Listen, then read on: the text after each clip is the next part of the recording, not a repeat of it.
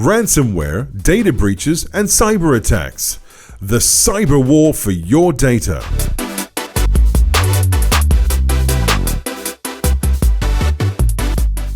I want to welcome all the panelists. Unfortunately, our moderator is, as you can see, is not here, so we are going to be very, very creative and entertaining. So going around the table, Conor, maybe you want to introduce yourself, please? Yeah, I'm Conor Thacker. I'm currently the managing director of Polker. So we're the first play-to-earn, free-to-play poker game built on Unreal Engine 5.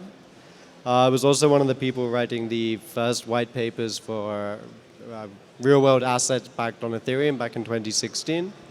And yeah, that's where we are now. Thank you. My name is Sharma. I'm the founder and CEO of ReHuman. We are a decentralized identity wallet, and we recently launched one of the world's largest metaverses that's currently built, and it's also focused on getting security and protection for miners.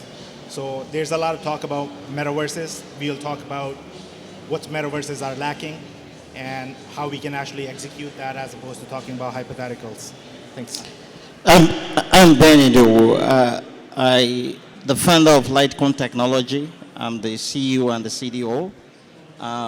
Primarily, our business is in the integration of 5G networks, but we're also launching an iGaming, an online gaming called Virtual Olympics. We're the first to conceptualize Virtual Olympics, and it's going to be launched later this year in Metaverse. Thank you. I'm the president and co-founder of Grey Wolf Analytics, and what we primarily do is provide safety and security for virtual assets groups. And obviously now, given the whole conversation around NFT and the metaverse, so we are getting deeply, deeply integrated into that sort of sphere.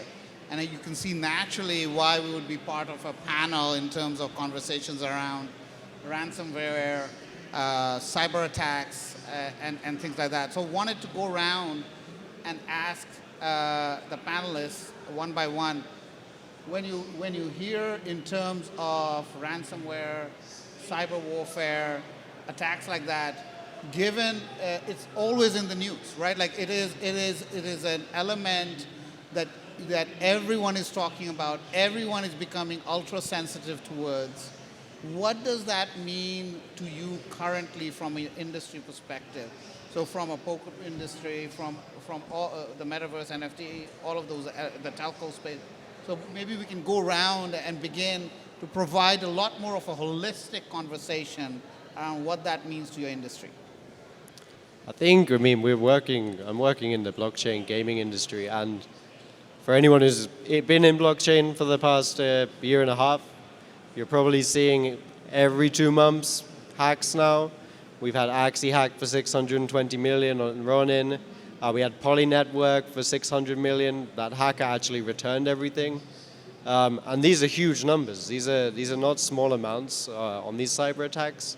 And I think this is scaring a lot of people away from our industry. My personal opinion on this is perhaps it's good. Blockchain is in its infancy. Solidity, the programming language behind Ethereum and the EVM networks, is being learned. Flash loan attacks are new. And right now we can learn from these. So if we can learn from other people's mistakes, we can grow stronger. And yeah, as I said, we're in our infancy. Like I believe in the next the few years, everything that's happened now is something that we can gain from. So I know it's been a huge loss for a lot of people.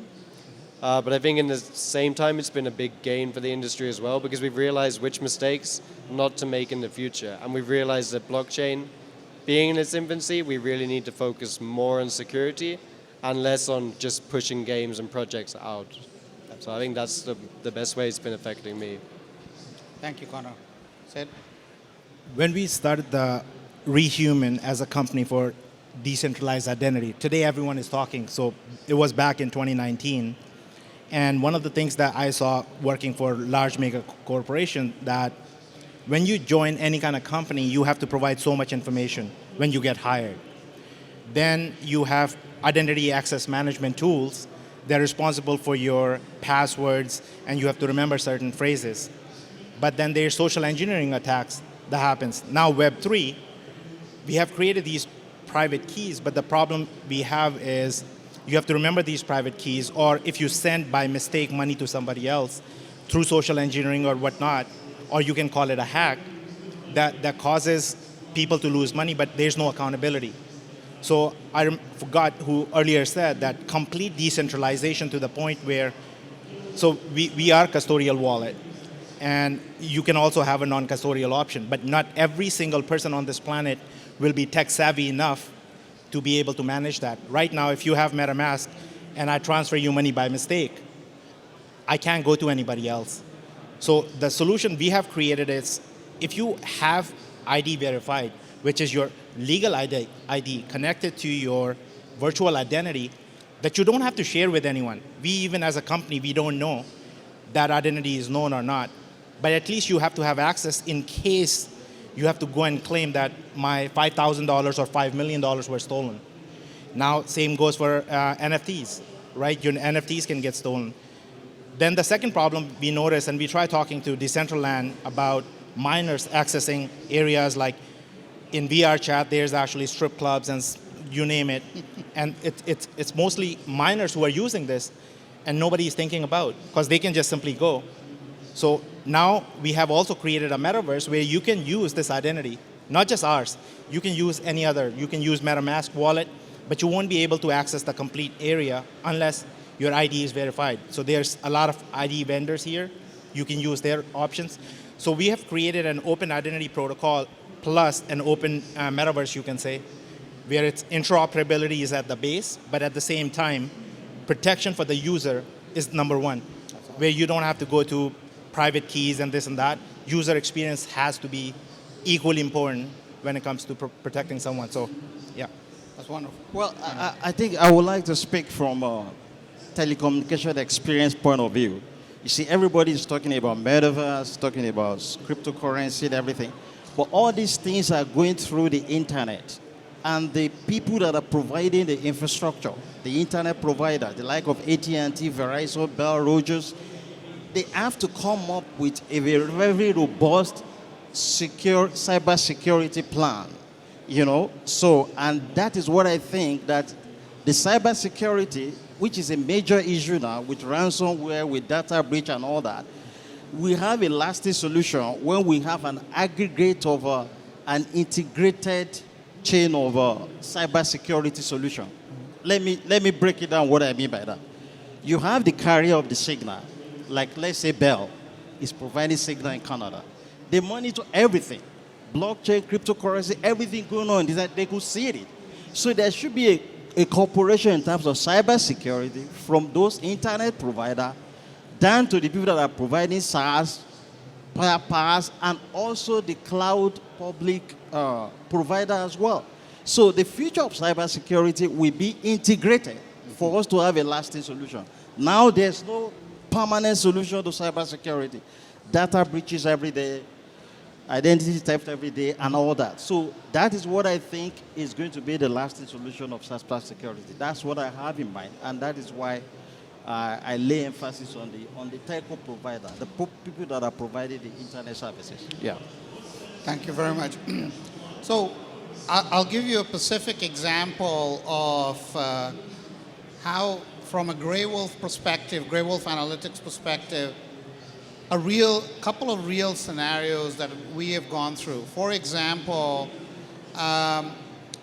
we come from Fredericton, New Brunswick. Our city was hacked, and the hackers started putting, soft porn on the websites. The family members of the account manager, the kids.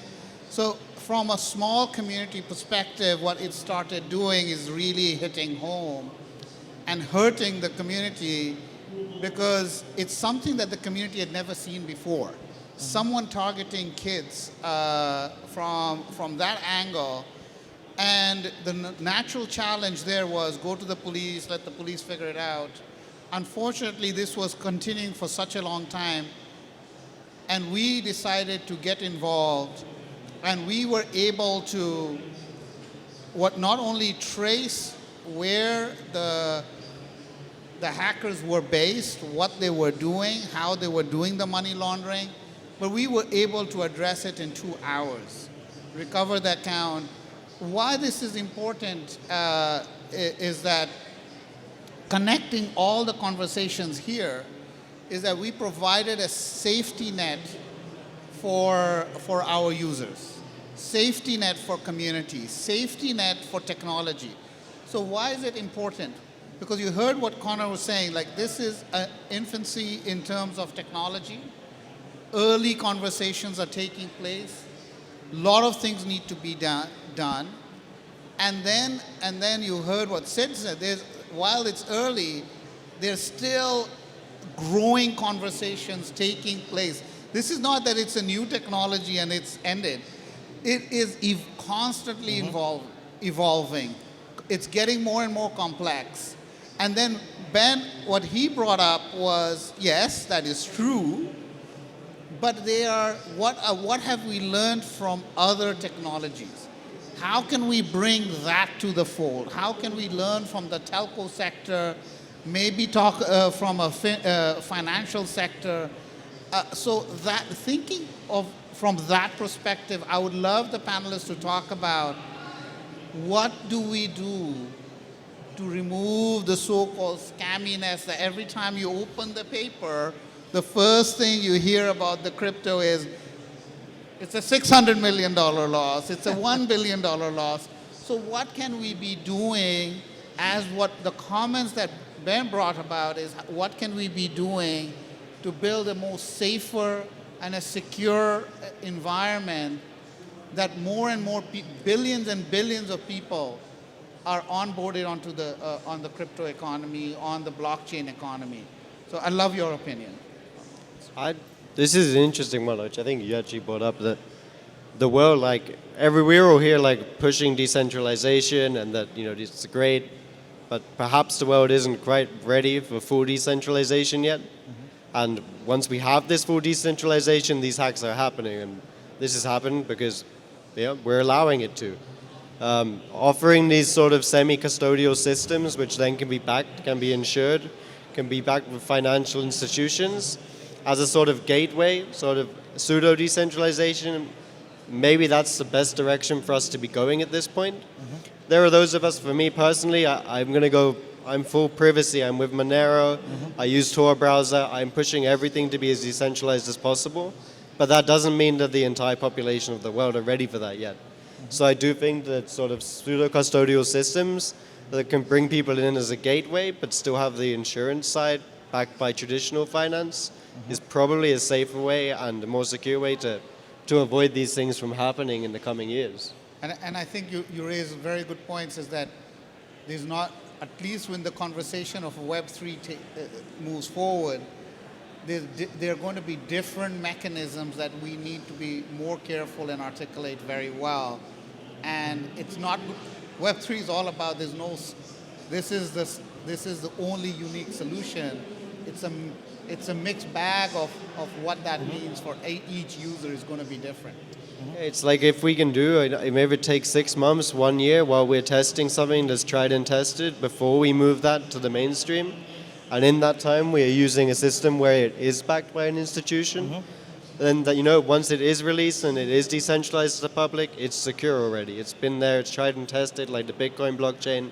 Instead of just throwing these things out there, assuming they're fine, and then having hacks on the running network where, half a billion dollars are just gone like that. So it's not the way as a true, libertarian movement would like it, but it's probably a more secure way for us to do this in the future. Great insight. So clear, natural conversation flow right here for you. I think if we keep barrier to entry high, that messes things up. So right now, there's nobody I can go to if, let's say, I also love Monero, right? But I can't go to anyone, hey, my Monero got stolen. So I think keeping barrier to entry low, which is user experience, has to be enhanced, meaning wallets are supposed to be easy to use, but there has to be some kind of accountability. Right now, I don't know how many people are here, but everybody has some kind of crypto wallet and they buy cryptocurrencies. You buy cryptocurrencies from Binance, you buy cryptocurrencies from Coinbase. A lot of people hate them, a lot of people love them. Whole thing is, I'm not in a business of a love or a hate. I'm like, who's providing easier user experience? And I think that's why Coinbase is so far ahead, because they have taken their user experience low. And to everyday person, I want my mom to be able to use this, but she should be secure enough that, hey, if I buy this and something goes wrong, my ID is verified. I'm not sending money to some anonymous person. So I think user experience is number one. And I think second thing is every decentralization movement, including Ethereum or anyone, start as a centralized movement, eventually gets to full decentralization. So talking about right now, full decentralization from get-go, even though Bitcoin has been around forever, but we are still not there yet because the mass hasn't accepted that. Yeah. So user experience, I would say. Yeah, user experience, and also what Conor when it's talking about the financial institution. So the payment gateway provider, whoever is doing the crypto, the blockchain, all of them have to collaborate to provide joint cybersecurity. My own perspective on cybersecurity, we've been on this topic for 4 decades now, and we've never found a lasting solution. So it has to take joint collaboration of whoever players on the platform to form a kind of cybersecurity chain. That will be the feature to find a lasting solution. So at this point in time, we don't have that permanent solution, and that is my own suggestion of what the cybersecurity future will look like. It will take 1, 2, 3 collaborators, all the players on the platform, within the metaverse, in the cloud, the internet provider, to actually ensure permanent cybersecurity solution for all of us. Yeah. Can I add one thing? Yes. So I totally agree with what you are saying, and I think, so most of the people, there's already a movement within blockchain right now. Yeah. It's called self-sovereign identity or Yeah. decentralized identity, Yeah. where all of us are collaborating. So for example, the solution we have created, Yep. it's not in isolation. We work With along other people, yeah. governments and all, everyone collaborates. To provide this. Exactly. So I think decentralized identity provides you the Yeah. anonymity, but at the same time, we can share data with privacy in place. Absolutely. And user owns the data end of the day. Because you are all joint stakeholders. Exactly. So definitely, yeah. So, I mean, what we are hearing is that, look, there's an opportunity that people, there needs to be a customized view, right? Like for everyone wants different things, and that's very exciting from a Web3 perspective. Yeah. That's what Conor brought up. And what Sid brought up is that, look, while that is true, it needs to be simple, because he sees a world where the embracement can only happen when it keeps growing and moving to the next level, and more people are onboarded. And Ben's talking about collaboration and moving that forward. And from a Grey Wolf perspective, what we primarily focus on is giving people control, the vast control of their data, sharing that data, and sharing fraud. Because only through this sense of community, and if we come together, can we actually address the scamminess, all these issues that are happening. And in that case, I want to actually wrap up the conversation right now and want to thank the panelists Thank you for bearing with this, and the audience. Thank you very much. It's a wrap. Thank you for moderating. Thank you, moderator. Thanks a lot.